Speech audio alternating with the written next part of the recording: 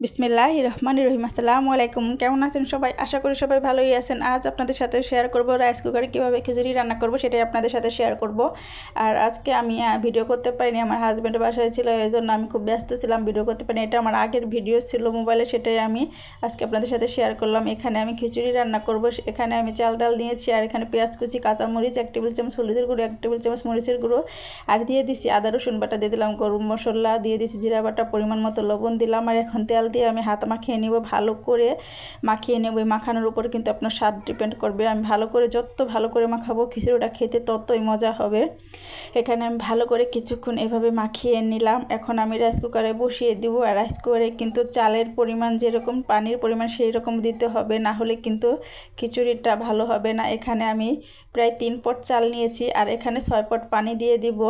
আর যেহেতু আমি খিচুড়িটা ঝরঝরা খাবো, আমি ল্যাটকে ল্যাটকে খিচুড়ি খাবো না, এই জন্য আমি এখানে অল্প পরিমাণে পানি দিলাম। দেখতেই পাচ্ছেন কিছুক্ষণ পর দেখলাম যে খিচুড়িটা হয়ে আসছে। এখন আমি একটু নাড়াচাড়া করে দেখলাম, আর লবণ দেখলাম যে ঠিক আছে কিনা, লবণ ঠিক ছিল। এখন আমি এটা আবার রেখে দিব। দেখতে পারলাম যে খিচুড়ি রান্না প্রায় শেষ পর্যায়ে, ঢাকনা দিয়ে ঢেকে দিলাম। এখন আমি ঢাকনাটা তুলে প্রায় 10-15 মিনিট পর ঢাকনাটা তুলে নিলাম, দেখলাম যে রান্না শেষ। এখন আমি সুইচটা অফ করে দিলাম, মানে লাইনটা বন্ধ করে দিয়ে এখন আমি ঢাকনা দিয়ে ঢেকে রাখবো। প্রায় 10 মিনিট পর্যন্ত ঢাকনা দিয়ে ঢেকে রাখলাম। আমার কিন্তু খিচুড়ি রান্না শেষ। আর দেখতেই পারছেন এখানে আমি খিচুড়ি এখন খাবো। অনেক মজা হয়েছিল খেতে। আর এখানে আমি ঘি দিয়ে নিলাম, সাথে একটু খাসির মাংস তরকারি ছিল, সেটা দিয়ে আমি এখন পরিবেশন করব। খেতে সত্যি অনেক মজার হয়েছিল, গরম গরম ঘি দিয়ে সাথে মাংস দিয়ে খিচুড়ি অনেক মজার। পাশাপাশি এখানে আমি ছিদ্রুটি বানাবো, আর কীভাবে বানাবো সেটাই আপনাদের সাথে শেয়ার করব। এখানে আমি কিন্তু আতপ চালের গুঁড়ি সামান্য একটু লবণ দিয়ে গুলিয়ে নিয়েছি। একদম সহজ একটা রেসিপি, পৃথিবীর সব থেকে মনে হয় এটাই সহজ পিঠা। আমার কিন্তু পিঠা তৈরি, খেতে সত্যি অনেক মজার হয়েছিল। সামান্য পরিমাণে একটু তেল দিয়ে নিয়েছি, খেতে সত্যি অনেক মজার হয়েছিল। আর একদম সহজ পিঠা কিন্তু আমার তৈরি। চালের গুঁড়িটা শুধু হাত দিয়ে ছিটিয়ে ছিটিয়ে দিলেই পিঠা হয়ে যায়।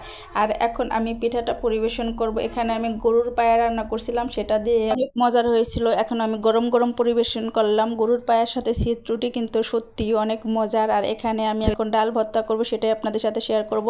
আমি এখানে ডালটা সিদ্ধ করে নিয়েছি। ডালটা সিদ্ধ করে তারপরে মরিচটা ভালো করে ভেজে নিয়েছিলাম। এখন মরিচটা, লবণটা ভালো করে গুঁড়ো করে নিলাম। আর এখানে ধনেপাতা কুচি করে নিয়েছিলাম, ধনেপাতা কুচি, মরিচ আর পেঁয়াজটা দিয়ে সরিষার তেল দিয়ে এখন মাখিয়ে নিব।